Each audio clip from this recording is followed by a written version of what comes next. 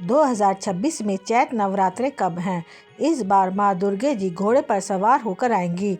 जाने शुभ मुहूर्त और पूजा विधि। चैत्र नवरात्रि सिर्फ एक पर्व नहीं है, यह वह समय होता है जब घर का वातावरण बदलने लगता है। सुबह की आरती में एक अलग सी शांति महसूस होती है। मन अपने आप ही मंत्रों की ओर खींचने लगता है और जीवन में एक नई ऊर्जा का संचार होने लगता है।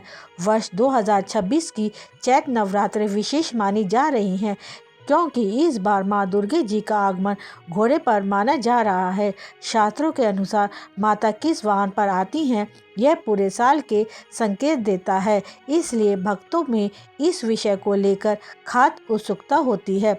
घोड़े पर मां का आगमन परिवर्तन और तेज गति का प्रतीक माना जाता है। यह संकेत देता है कि आने वाला समय निर्णय और साहस की मांग करेगा। ऐसे में यदि हम नवरात्रि के 9 दिनों को सही विधि, नियम और श्रद्धा के साथ मनाएं तो जीवन की कई मुश्किलें खुद ही दूर हो सकती हैं। नवरात्रि का मतलब केवल व्रत रखना नहीं है, बल्कि अपने भीतर की नकारात्मकता को त्याग कर शक्ति, धैर्य और विश्वास को अपनाना होता है। सही शुभ मुहूर्त में कलश स्थापना, नियम पूर्वक व्रत पालन और सच्चे मन से की गई पूजा मां दुर्गा जी को प्रसन्न करती है। वर्ष 2026 की चैत्र नवरात्र का शुभ आरंभ कब हो रहा है? घोड़े पर आगमन का क्या अर्थ है? कलश स्थापना का सही नियम क्या रहेगा? व्रत के नियम क्या हैं? चैत्र नवरात्रि 2026 की शुरुआत 19 मार्च 2026 दिन गुरुवार से हो रही है। इस दिन से घट स्थापना के साथ 9 दिनों का पावन पर्व आरंभ होगा।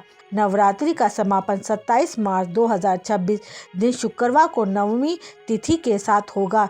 कई स्थानों पर इस दिन रामनवमी भी बनाई जाएगी।